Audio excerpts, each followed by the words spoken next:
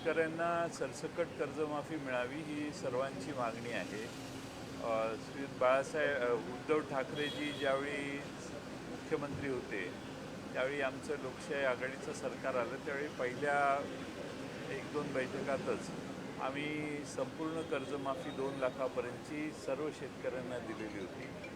आता याचा बराच काळ उलटून गेलेला आहे आणि त्यामुळं शेतकऱ्यांना अपेक्षा आहे की जे नियमित कर्ज भरणारे आहेत त्यांना प्रत्येक कर्जमाफीच्या वेळी त्यांना मदत झालीच पाहिजे.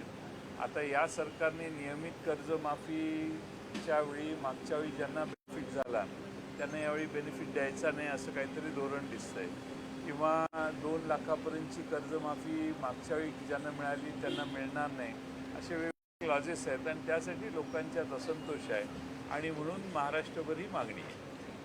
सर, तृणमूल काँग्रेसचे 20 खासदार आहेत ते फुटलेले आहेत, त्यानंतर ते अपात्र होऊ नये यासाठी एक नॅशनल सिटीजन पक्षामध्ये विलीन झालेले आहेत. मात्र ज्यावेळेस राष्ट्रवादी असेल या शिवसेना फुटले, मात्र त्यावेळेस आमदार खासदार कुठल्याही पक्षामध्ये विलीन न झालेले पाहायला मिळाले, ते तसेच राहिलेले पाहायला मिळाले. कसं बघताय सगळ्या प्रकरणात? शिवसेना आणि राष्ट्रवादी ज्यावेळी फुटले त्यावेळेच्या दोन्ही केसेस सुप्रीम कोर्टात प्रलंबित आहेत. म्हणजे 5 वर्ष झाली तरी न्याय मिळालेला नाही. आता या 2 केसेस ऑलरेडी असताना तसलीच तिसरी केस करणं हे सत्तारूढ लोकांना सोयीचं नव्हतं आणि म्हणून त्यांना एका फालतू म्हणण्यापेक्षा ज्याला अस्तित्वच नाही, ज्यांना मागच्या निवडणुकीत 800,000 मतं पण पडलेली नसतील अशा पक्षामध्ये या सगळ्यांना विलीन करण्याची व्यवस्था केलेली आहे. पण 10व्या शेड्यूल घटनेतल्या 10व्या कलमाप्रमाणे वेगळा गट स्थापन करण्याचा अधिकार नाही, पक्ष फुटून 2/3 कुठं जाण्याचाही अधिकार नाही. त्यामुळं पक्ष हा इंटॅक्ट असतो. पण 10वं शेड्यूल धाब्यावर बसवण्याचं काम मागच्या 5 वर्ष भारतात चालू आहे. आता एका पक्षात विलीन करणं, पण तुम्ही हा पक्ष सोडूच शकत नाही, मूळ पक्ष. त्यामुळं घटनेचा उल्लंघन करून या सगळ्या कारवाया चालू आहेत. पण सुप्रीम कोर्ट त्याकडे वेळेत बघणार नाही, कारण आमचा अनुभव तो आहे. आजही आम्ही त्या प्रतीक्षेत आहोत न्यायाच्या, पण तारखाच लागत नाही सुप्रीम कोर्टात. सुप्रीम कोर्टात असं त्यांना वाटतं की या सगळ्या न्याय देण्यापेक्षा दुसरे महत्त्वाचे प्रश्न आहेत. पण भारतातल्या लोकशाहीच्या मुळावरच काही गोष्टी येत आहेत. 10th शेड्यूलमध्ये पक्षांतरबंदीचा साठी जो 10th शेड्यूल आलं त्या सगळ्याची पायमल्ली उघडपणाने देशात व्हायला लागली. हेच टाळण्यासाठी खरं तर असं विलीन केलं असं म्हणायचं. हेच कुठेतरी टाळायचं होतं आणि त्यासाठी अशा पद्धतीने विलीन केलं. विलिनीकरणाचा 10th शेड्यूलमध्ये तुम्ही सगळा पक्ष विलीन झाला असता तर ठीक आहे, पण मागं काही लोक राहिली ना. 2 पूर्ण पक्ष विलीन होणं हा भाग वेगळा, पण 28 पैकी 20 खासदार विलीन होणं किंवा 80 पैकी 60 आमदार विलीन होणं हे अलाउड नाही आहे घटनेप्रमाणे. हे उघड घटनेची पायमल्ली आहे. घटना धाब्यावर बसून राज्य ताब्यात घेण्याचा जो उद्योग चालू आहे तो आता पश्चिम बंगालपर्यंत पोहोचलेला आहे. दुसरीकडे शक्तीपीठ महामार्गाच्या संदर्भातला जो विरोध आहे हा प्रामुख्याने पाहायला मिळतोय सांगली, कोल्हापूर आणि इतर जिल्ह्यांमध्ये. त्याकडे आपण कसं पाहता? आपली मागणी नेमकी काय राहणार?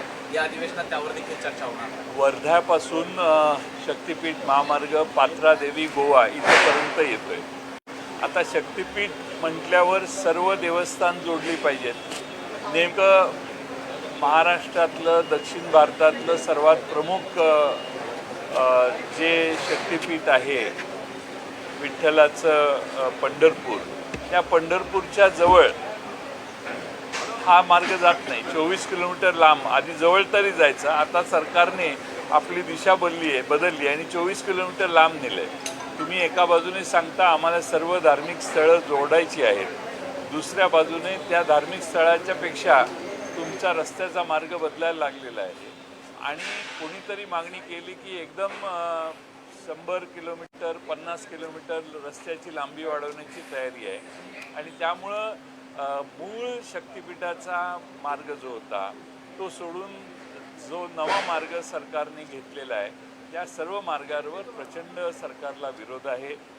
या सरकारमध्ये सरकारला विरोध होतोय तो प्रामुख्याने या शक्तिपीठ मार्गाची गरज नाही असं समजणारा प्रचंड मोठा वर्ग आहे आणि बहुतेक सगळा मार्ग सोलापूर जिल्ह्यापासून ते कोल्हापूर जिल्ह्यापर्यंत सर्व ठिकाणी बागायत पिकांना उद्ध्वस्त करून जाणार आहे आणि त्यामुळं तिथल्या स्थानिक स्थानिक सदस्यांचा स्थानिक शेतकऱ्यांचा प्रचंड विरोध आहे आणि त्यामुळे सर्व शेतकरी याच्या विरोधात आज एकवटायला लागलेले आहेत.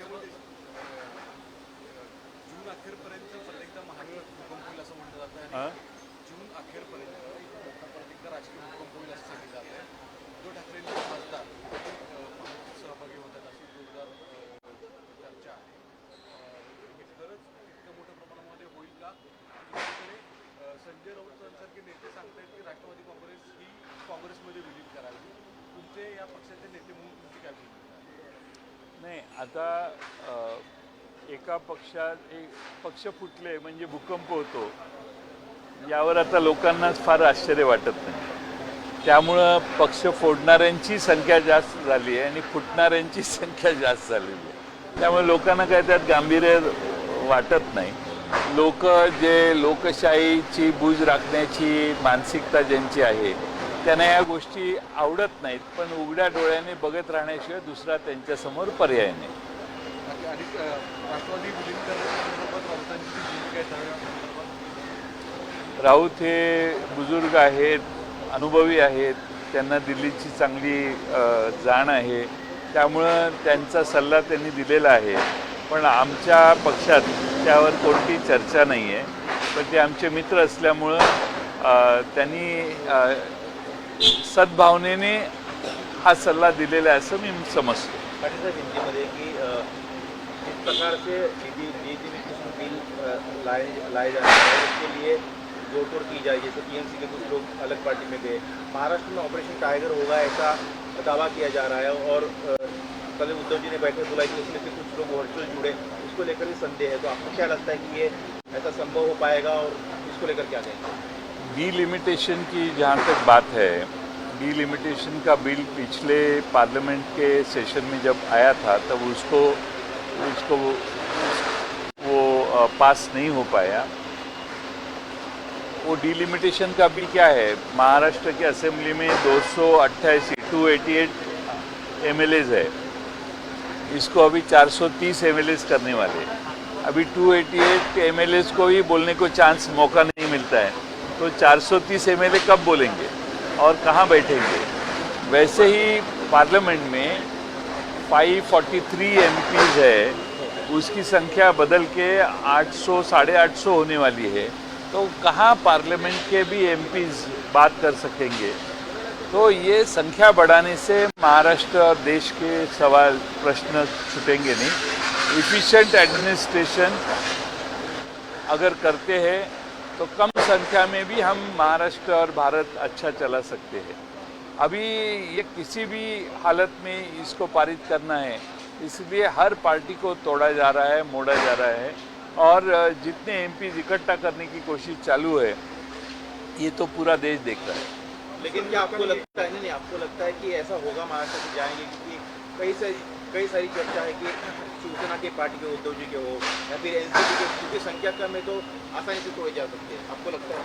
ऐसा लगता नहीं, लेकिन अभी रोज का दिन नया होता है तो रोज का दिन नया होता है. और अभी तृणमूल कांग्रेस विधानसभा के चुनाव के इमीडिएट कुछ दिनों में टूटती है, इसके ऊपर किसी का विश्वास नहीं बैठता. पार्लियामेंट के उनके सारे MPs जो बहुत अच्छी तरह से लड़ रहे थे, सबसे जहाल एग्रेसिव भाषण जो लोग कर रहे थे वही टूट रहे हैं. तो ये समझ के बाहर है सब. पानी की काफ़ी किल्लत हो रही है महाराष्ट्र में. कई जगह पर अभी पानी को लेकर जो है संकट नजर आ रहा है और आने वाले दिनों में और भी हो सकता है. इसको लेकर क्या कहेंगे? क्या इस बारे में कुछ आपने सोचा है? एल निनो के कारण पूरे देश में और ख़ास तौर पे महाराष्ट्र में सूखा आने की पॉसिबिलिटी है. मैं नहीं कहूँगा कि आने ही वाला है, लेकिन कम बारिश होगी तो हमारे किसानों को बहुत तकलीफ होगी। पीने के पानी, जानवरों को भी पानी मिलना बहुत मुश्किल होगा।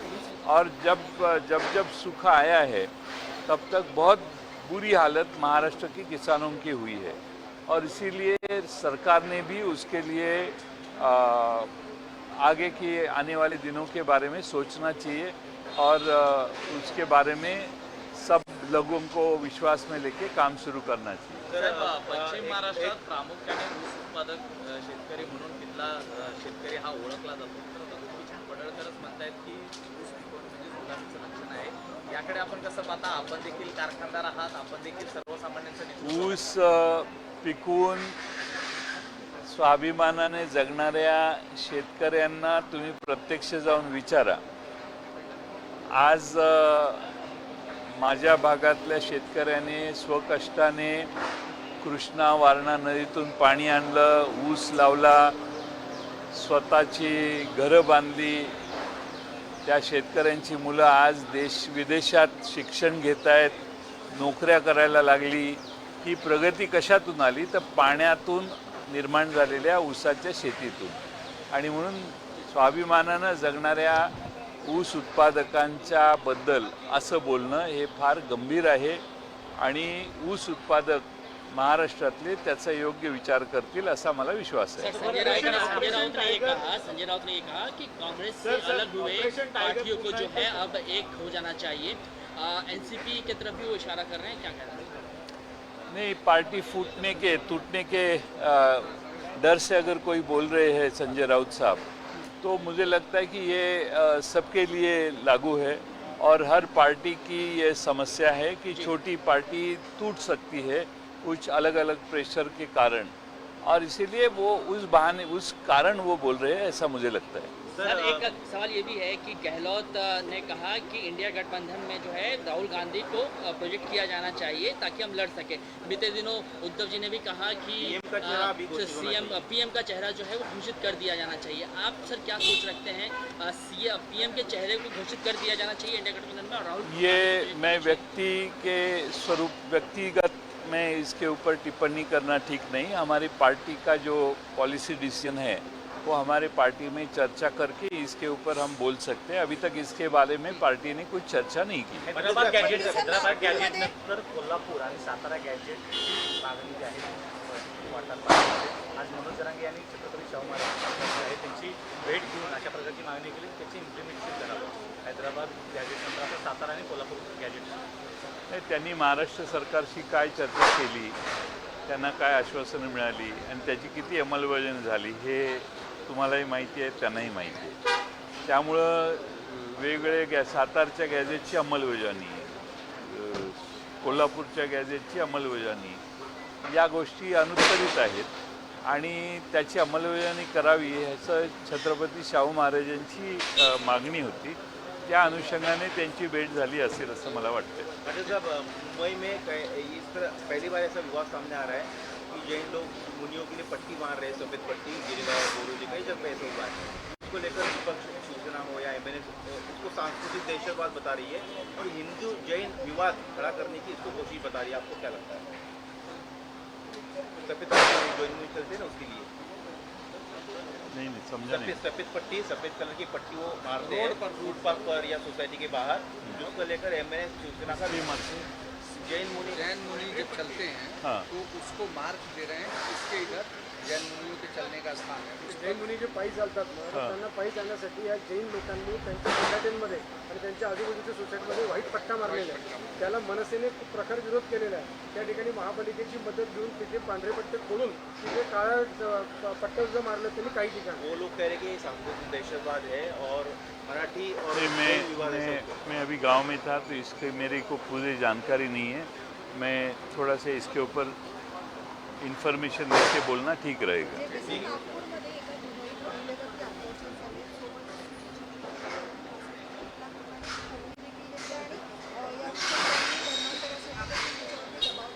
याच्यासाठी नाही, अतिशय आता काय कायदा व सुव्यवस्था हा एक कळीचा प्रश्न झालेला आहे. आमच्याकडे सांगलीला परवा एका माणसाने जत तालुक्यात एके ठिकाणी गोळीबार केला. तालुक्याच्या ठिकाणी आला, बहुतेक तिथेही त्यांनी गोळीबार केला. संध्याकाळी सांगलीत आला आणि एका माणसाला मारायला तो घरी गेला. तर 14 वर्षाचा त्याचा मुलगा मोबाईलवर खेळत होता. त्याला विचारलं त्यांनी, कुठे आहे तुझे वडील? तो म्हटला बाहेर गेलेत. पण त्याने असं मान वळ बाजूला करूनही त्या आलेल्या माणसाकडे बघितलं नाही. त्याने सहज सांगितलं असं मोबाईल हे करताना की ते बाहेर गेलेत. आणि त्या माणसाने या 14 वर्षाच्या मुलाच्या डोक्यात गोळी घातली. आज एवढी क्रूरता समाजात कशी निर्माण होते हा एक प्रश्न. आणि दुसरा, महिलांच्यावरच्या अत्याचारांचं प्रमाण इतकं वाढलेलं आहे महाराष्ट्रामध्ये. पोलीस दखल घेत नाहीत, पोलीस कार्यवाही करत नाहीत. राजकीय दबाव, राजकीय इंटरफिअरन्स एवढा वाढलेला आहे की पोलीस आपल्या नोकऱ्या सांभाळताना राजकीय दबाव आला की लगेच त्याला सकम व्हायला लागलेले आहेत. त्यामुळं कायदा व सुव्यवस्थेची परिस्थिती राजकीय हस्तक्षेपामुळं प्रचंड बिघडलेली आहे.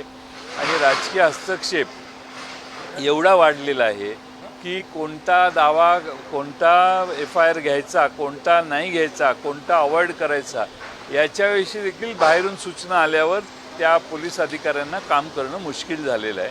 मला वाटतं राज्याच्या गृहमंत्र्यांनी याच्याविषयी विशेष परिश्रम घेतले पाहिजेत, लक्ष दिलं पाहिजे. कायदा व सुव्यवस्थेची परिस्थिती बिघडायला लागली आहे. सामान्य गुन्हेगारांच्यावर आणि महाराष्ट्रात कुठेही वचक राहिलेला नाही. त्यामुळे सामान्यतः या राज्याच्या कायदा व सुव्यवस्थेत गुन्ह्यांचं प्रमाण वाढलेलं आहे. आणि गृहमंत्र्यांनी खरं म्हणजे आत्मचिंतन आणि डिपार्टमेंटचं चिंतन करणं फार आवश्यक आहे. जिक्र है हिंदी कि नागपुर में जिस तरह से महिला अत्याचार सामने आए, कैसे आपने इसकी देखी? हमारे सांगली में भी ऐसा ही एक मर्डर, 14 साल के लड़के को किसी ने आके गोली मार दी. उसके पहले 2 बार वो आदमी ने दूसरे एरिया में फायरिंग किया था, लेकिन पुलिस ने कुछ अटकाव नहीं किया. और अब उसको पूरा यानी बहुत गंभीर हालत, वो लड़का तो मर ही गया. वैसे नागपुर में भी हो रहा है. महिलाओं के ऊपर के अत्याचार बढ़ रहे हैं. रोज़ लगातार नई नई चीज़ें, नए नए गुन्हे सामने आ रहे हैं. मुझे लगता है, मैं गृह मंत्री, महाराष्ट्र के जो मुख्यमंत्री भी है, उनको मैं विनती करता हूँ कि महाराष्ट्र की कायदा व सुव्यवस्था, लॉ एंड ऑर्डर की परिस्थिति बहुत कठिन है. नीचे की परिस्थिति बहुत डिफरेंट है. और हस्तक्षेप, पॉलिटिकल इंटरवेंशन, पॉलिटिकल इंटरफियरेंस इतना बड़ा है कि पुलिस अधिकारियों को भी काम करना मुश्किल है.